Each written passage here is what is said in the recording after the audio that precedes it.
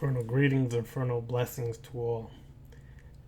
It's been a minute since I made a video on YouTube, but today we will be discussing will, desire, and belief.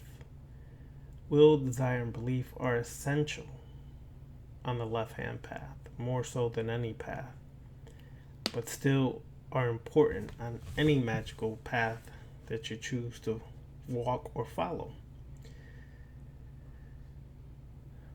On the left-hand path, your will must be strong. The reason why your will must be strong is because much of the ritual work you do is utilizing the adversarial current. It's using the current that tends to be strong in darker forces, darker energies, and adverse forces that we commonly as a people are not used to. So when you do certain rituals, let's say you do a ritual with Abaddon, the destructive forces of Abaddon are going to be felt by the initiate, by the practitioner. You're going to feel it in such a way that it's going to cause turmoil within yourself. You will feel things such as anger, rage. You will feel things such as loneliness, despair. You will feel things such as sadness or depression, and a bunch of other feelings that you may go through. At that very moment, you have to use your will to keep going, to keep pushing forward, because, see, that's addressing parts of ourselves that are long buried, and when these emotions and feelings and thoughts rise up, it causes conflict within us, and it may make us want to run from ourselves. But that's not the time to run. You have to have a strong will to stay in that moment and deal with things as they are rising or coming up. You have to be able to face your deepest, darkest parts of yourself. You have to face, where does your rage come from in the first place? How did it get there? And why have you been suppressing it? How has it affected you? Not just emotionally or mentally affected you, but even physically. How has that affected your body? Has it caused undue stress, which led to other physical complications? See, all of these things have to be addressed on the left-hand path, because it is a path to self-deification. It's not a path to sound deep.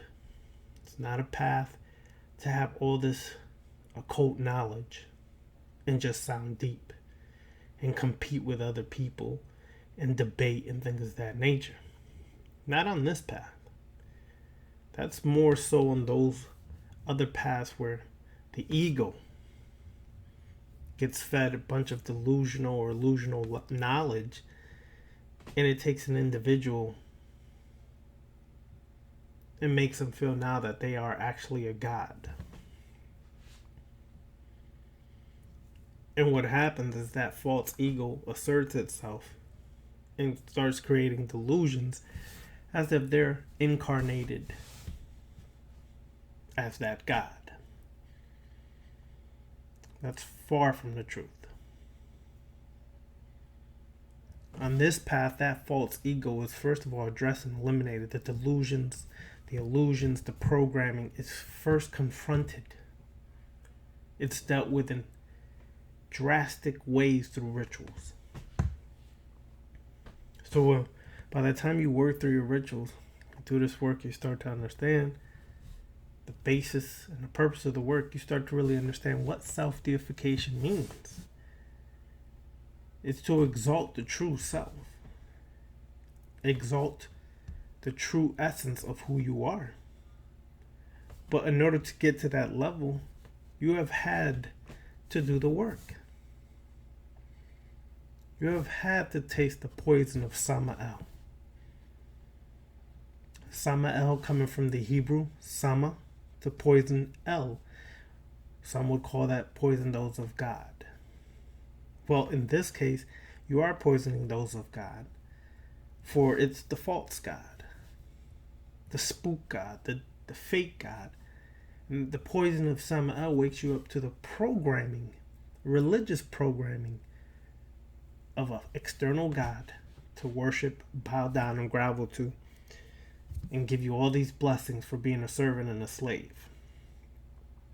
When you taste that poison of Samael, it makes you immune to the bullcrap. It makes you immune to the programming, to the constructs, social constructs we've been raised in. It makes you immune to those things.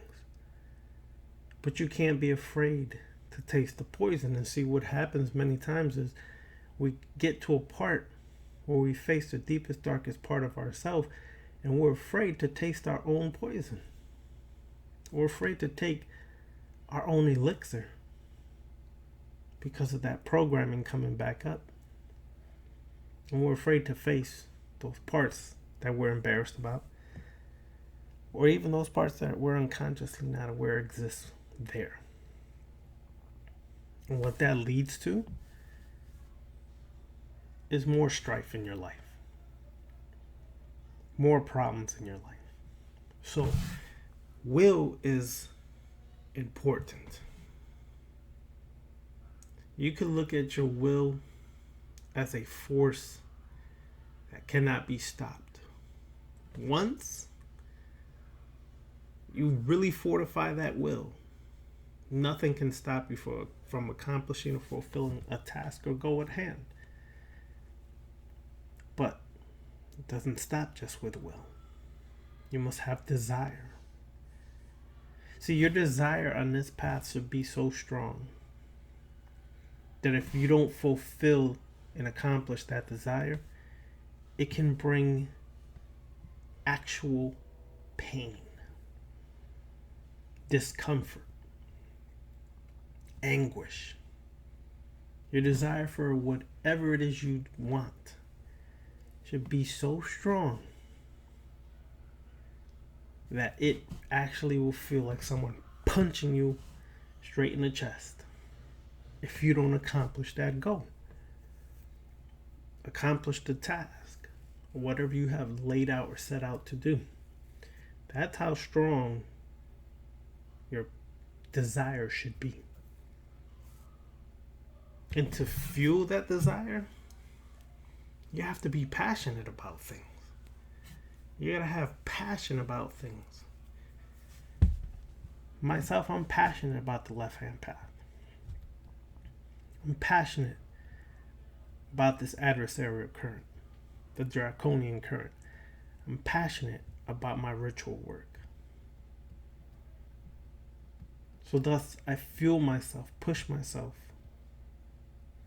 to not only study so that I could expand my consciousness, but more importantly, to apply what I am learning through ritual work, through action, physical action. So that desire, fueled by passion, lust, fueled by what motivates and pushes you, should be very strong. And you should not ever take a task upon yourself unless you're passionate about it.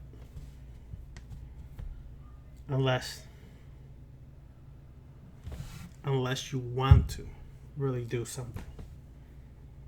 You should never undertake anything unless you're really desiring to do it and your passion is strong for it. Always keep that in mind. Otherwise than that, you're just going through the motions. And what will end up happening is you'll usually be half-assing it, half-stepping it, things of that nature.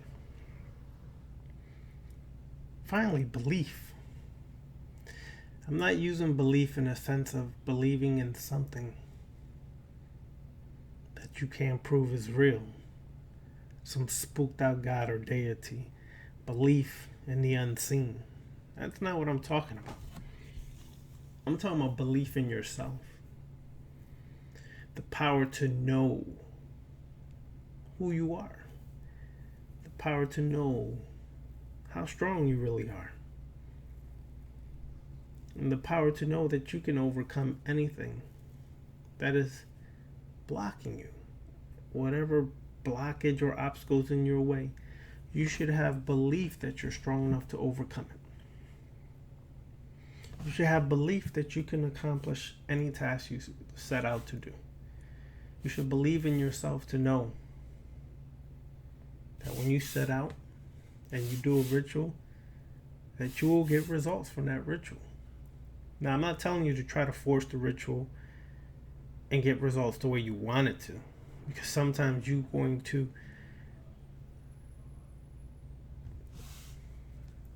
force it to the point that you get no results, which is still getting a result. But that's for those who understand that process. Just let it be. But you should believe that you will be vested 100% into the ritual. Your desire, your passion is in that ritual. Whatever comes from that, that's what it's supposed to be. This work is very important, especially in this day and time. In this day and time, it's time to go within yourself. More so because there's hardly anything to do out there anymore. Cities are locked down. A lot of places are locked down. Now, it's time to really dedicate yourself to this path. If this is what you're choosing is the left-hand path. As I mentioned it before, you will see me less and less on YouTube.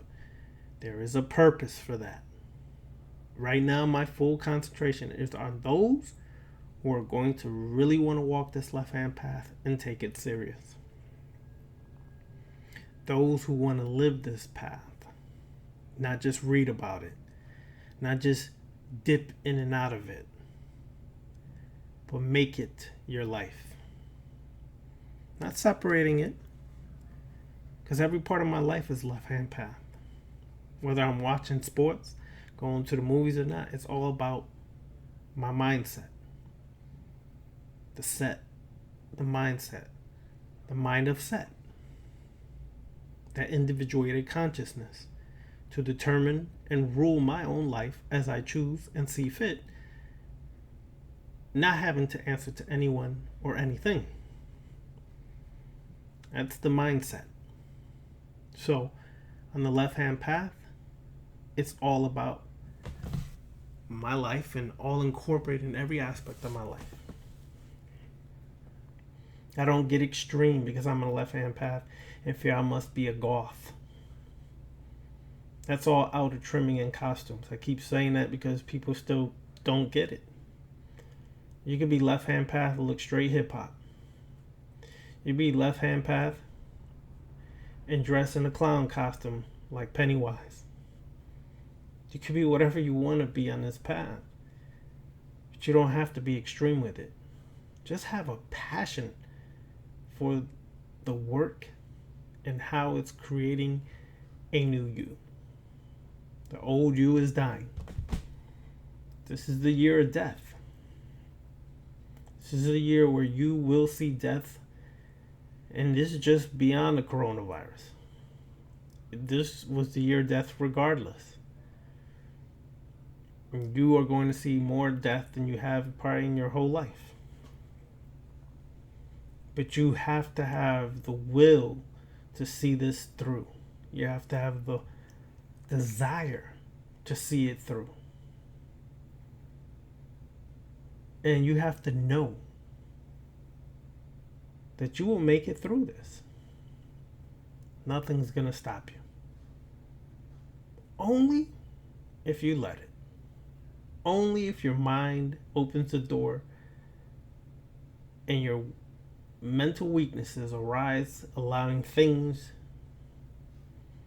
to seep through, creating fear, paranoia, doubt within yourself. When you do that, you open yourself to anything that can possibly destroy you. You open yourself to these things. As a Luciferian, it's very important to understand the purpose of the deific mask in your ritual work.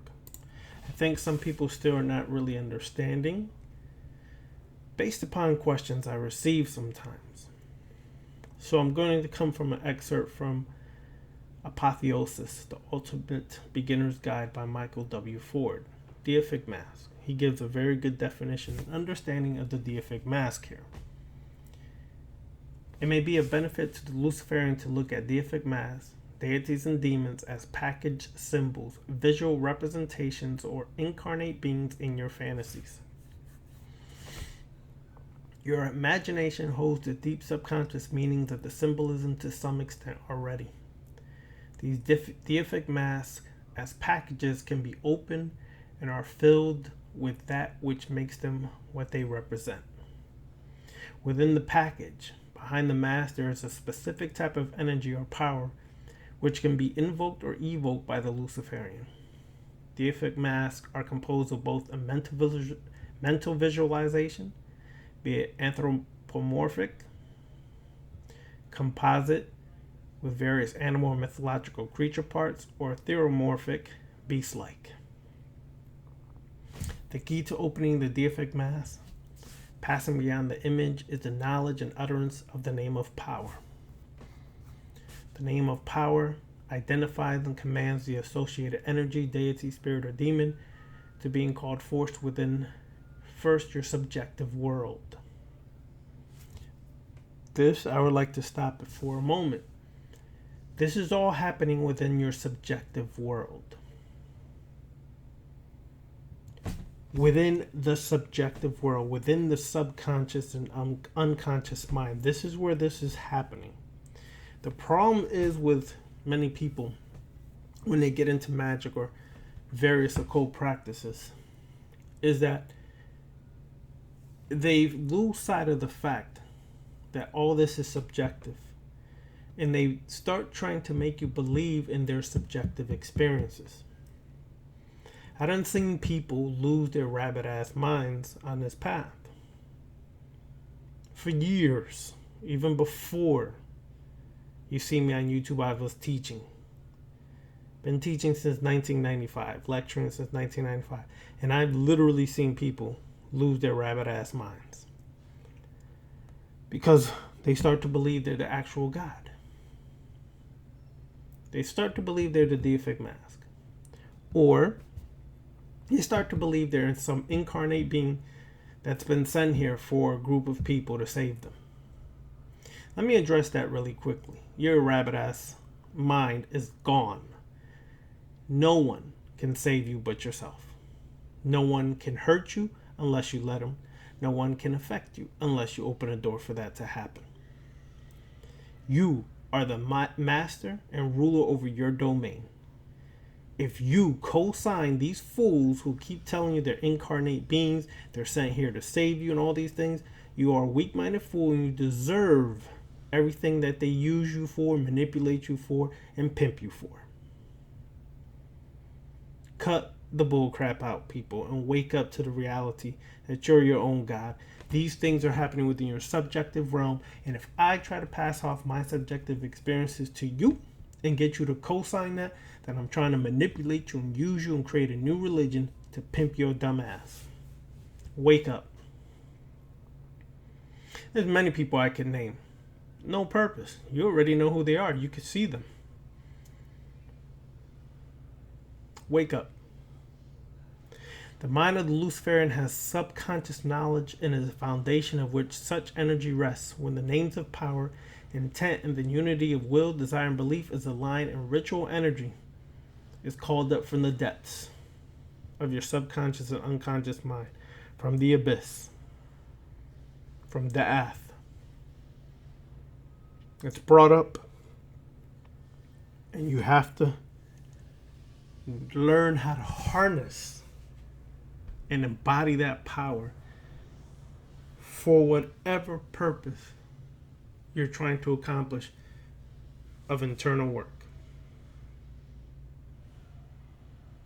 Sometimes, in some cases, it's going to be external work. See, people don't get it twisted, and I keep repeating this to people just in case they miss it. Yes, most of our work on the left-hand path is the shadow work in dealing and mastering ourselves, but many of us are so in tune with these dark forces, dark energies, we can quickly evoke any one of these deific masks to destroy, devour, and eliminate enemies that cross our path. Easily. They won't even see it coming. They won't even realize it's happening. But we know, because we've been doing this work for years with these deific masks. So keep that in mind as you go forward.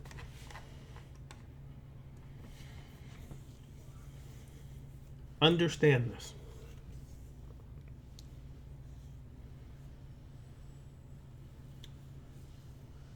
Other symbolism that's important, especially for those in the draconian current, is the dragon and the serpent.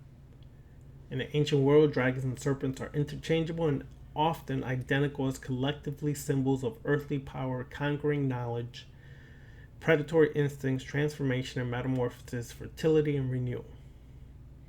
In the ancient world prior to Christianity and Islam, dragons and serpents were a type of undefined and innominate divine.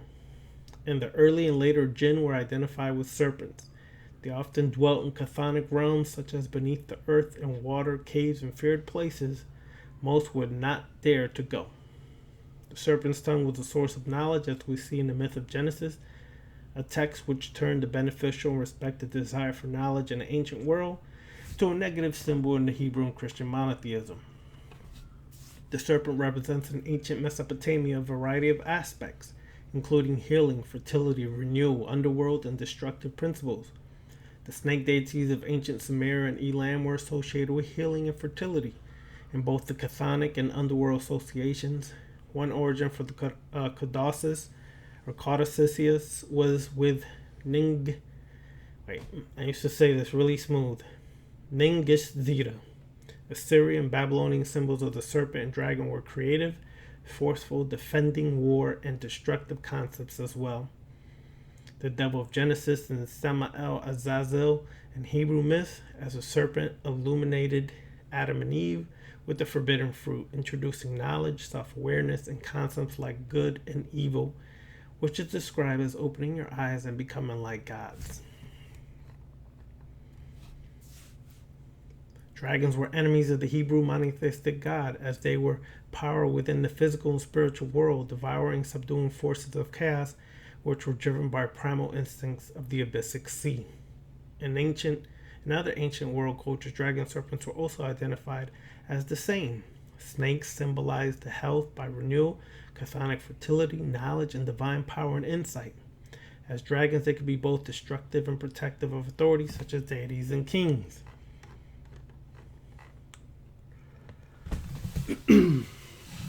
Also, the dragon and serpent is thus an ideal symbol, metaphor for the balanced nature of the Luciferian, which is both creative and destructive, while striving for renewal and invigoration of this life. For those who are on Patreon, you are now starting to see us go further into the tree of Kliphoth, working more with the draconian gods and goddesses, understanding this draconian energy, this draconian current. You're starting to see a change. You're starting to see the destructive powers arise that are utilized to destroy your weaknesses, your blockages, your issues, and you're starting to see a renewal in your life, an invigoration of your life, a transformation of your life like never before. The Dracon, is also symbolic of the Kundalini, which is that serpentine force that coiled serpent that sits at the base of your spine, that arises and climbs the Sushumna or the Ida Pingala. It is not for the weak. Kundalini is not a mystical, loving, caring experience. Oftentimes, Kundalini arising and awakening is a painful, hurtful, extreme change awakening. It's not a sweet thing. It is a very troubled way sometimes that you feel and experience as your Kundalini arises. That draconian current sits there, and as it uncoils and the two serpents arise, Samael and Lilith, or Shiva and Shakti, when it reaches the brow, merges and emerges from the crown as a serpent with wings, becoming a dragon or dracon. When you have now become more endarkened or enlightened. This is all part of the necessary work. And to fulfill that, your desire, your will, and belief must be strong to work with these dragon or draconian forces. They have to, because you are going to be faced with these dark gods and goddesses that are vampiric in nature, that will devour your weak ass if you run too easily, if you're frightful, if you're afraid. It will devour your ass. It will force you to face yourself, force you to face the very things that you avoid facing. You can't come into this path if you're weak and think you're going to get things done and accomplished, because you will leave quickly. This path is about utter work, and you will feel utter despair at times, but that's a part of the process. Is your will strong enough to go through that even after you're feeling that utter despair? I hope so, because otherwise you just wasted your time by not seeing it through and fulfilling the task, becoming the god demon you're supposed to be. So this path is going to open you up to many ways, many thoughts, many things, but you have to be desirous of fulfilling a great work, the opus magnum, fulfilling the great work. And what's the greatest work? It's mastering yourself, which is not a fluffy process. This is not some Jedi process. This is Sith alchemy at its finest, going into the darkest part of yourself and cutting out your weakest parts that hamper you, disable you, frighten you from going forward.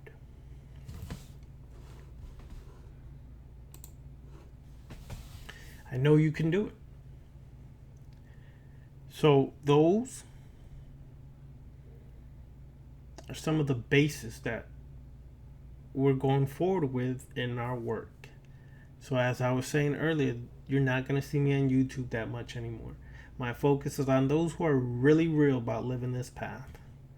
And when I talk about living this path, I'm not talking about dipping this stuff in chocolate, y'all. I'm not talking about dipping it in anything. I'm talking about working it in a straight primordial way without feeling like you have to Africanize something or Latinoize or whatever, anything. Just work it the way it is. Take it back to its most primal stage, all the way to Sumeria, Kemet, or whatever, if that's the case. And stop dipping it in all these things just to make yourself feel more Afrocentric. For some reason, people feel they can't do this work without making it more Afrocentric. That's all dandy, but you're really mixing currents that don't belong together, which can cause conflict. it can cause conflict. Trust me. I know because I've been doing this for years. It can cause conflict when you mix currents that don't belong together. So if you're willing to work this, get on Patreon. That's where the real work is taking place now. My Patreon page, The Eternal Black Flame, or support Primordial Chaos, Brother Benitez, Patreon page as well.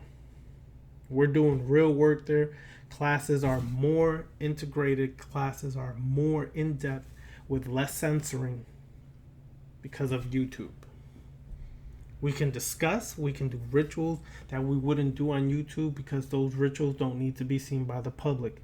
People can try to emulate them and hurt themselves through them. We're going to do that.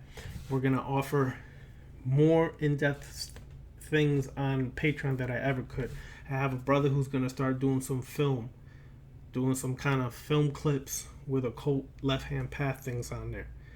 He's gonna be on the page. He's gonna put his videos on the page. Support him on my page, The Eternal Black Flame. I have 2 interviews coming up this week. I'll have Dawn is gonna be interviewing me, and Ritual Spirit will be interviewing me on Patreon. You will not see that on YouTube. You will only see it on Patreon. They're going to be interviewing me. Then I'm going to turn around and I'm going to start interviewing some of the females on the left-hand path that are on my Patreon page, because we need to hear the female perspective. We need to hear it and see it more and more on this left-hand path. So you're going to see that coming up as well. I'm going to try to reach out. If you guys are listening out there, VK Jahannam, DH Thorne, Asenath Mason, or anyone else who may listen to this video, we would love to do an interview with you and share your insight. For those who listen, live, and want to learn the left-hand path, you guys have a lot of information that I think would be valuable to a lot of people. The Vampire Magic class is going wonderful. Necromancy class going wonderful. We're going to keep riding. The next class coming up in June will only be offered through Patreon. That is the Luciferian class, which will deal with Luciferianism, Luciferian witchcraft. That will be happening in June. So stay tuned for that. It's coming up soon, but you must sign up on Patreon. So it's been a pleasure to speak with you all again. Stay strong, hold tight, don't let the fear, the paranoia, or the doubt creep in. You will defeat this. You will overcome this. Be that God demon you're intended to be. We're going to be all right. Infernal blessings, infernal greetings. Contact me at the Eternal Black Flame 666 at gmail.com, or on my Patreon page, which the link is right here on the right hand corner of the screen. You will see the Patreon icon there, or image. Click on that, it'll take you straight to my page. And I hope to see you there. And by the way, we're offering a mentorship program on Patreon. Mentorship program will be basically that, me mentoring you all the way through the left hand path, every step of the way, helping you with ritual work, with whatever magical systems you find more useful for you. It will show you on-hand rituals, help you prepare and create your own rituals, help you understand the symbolism of occult symbols on the left-hand path. It's going in depth.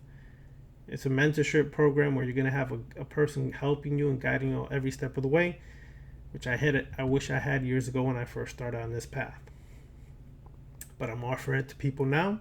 It's on the Patreon page. Hope to see y'all again. Infernal blessings, infernal greetings. See ya.